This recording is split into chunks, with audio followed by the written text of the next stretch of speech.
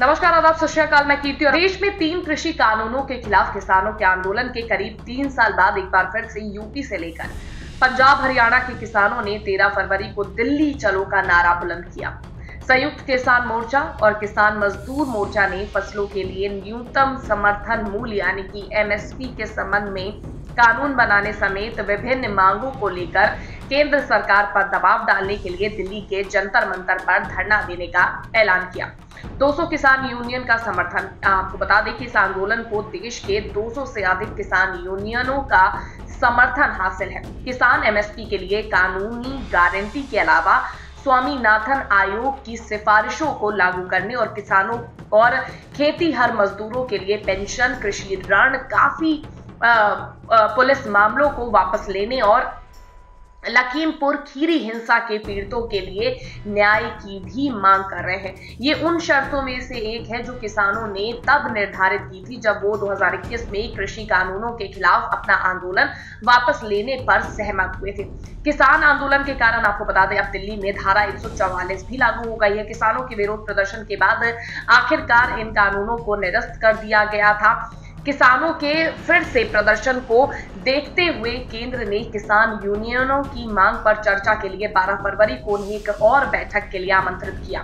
दूसरी ओर प्रदर्शनकारियों को दिल्ली में प्रवेश करने से रोकने के लिए सीमाओं को अवरुद्ध करने के एकदम कदम उठा रही है सरकार। साथ ही राजधानी में धारा 144 लागू कर दी गई है। हरियाणा और दिल्ली में कई स्थानों पर कंक्रीट और के बैरिकेड, सड़क पर बिछने वाले नुकीले अवरोधक और कटीले तार लगाकर पड़ोसी राज्यों से लगी सीमाओं को किले में तब्दील कर दिया गया है।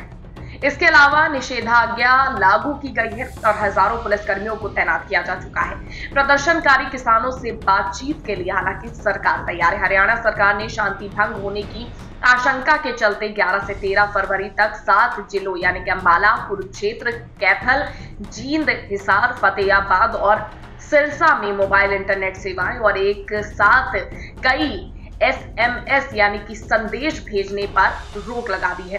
3 केंद्रीय मंत्री पीयूष गोयल, अर्जुन मुंडा और नित्यानंद राय संयुक्त किसान मोर्चा यानी कि गैर राजनीतिक और किसान मजदूर मोर्चा के प्रतिनिधिमंडल के साथ बातचीत करने के लिए 12 फरवरी को चंडीगढ़ पहुंचेंगे।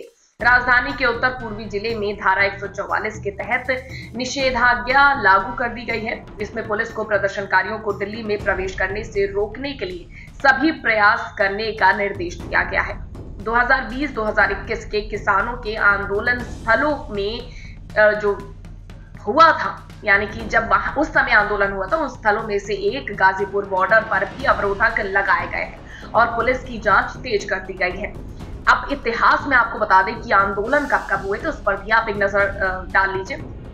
देश में 1858 से 1914 के बीच आंदोलन स्थानीय स्तर पर सीमित रहे, जिनका मुख्य कारण किसानों पर अत्याचार, भारतीय उद्योगों पर ब्रिटिश नीतियों का दुष्प्रभाव और अन्यायपूर्ण आर्थिक नीतियां थी। किसानों को मनमाना लगान, अवैध टैक्स और बंधुआ मजदूरी जैसी समस्याओं का सामना करना पड़ा।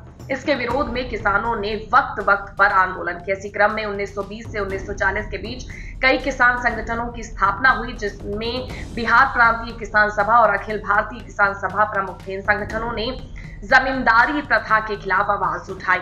अब किसान आंदोलन से जुड़े कई सवाल हैं जो इस समय उठ रहे हैं। सबसे पहला सवाल, किसान फिर क्यों दिल्ली में प्रदर्शन करने आ रहे हैं?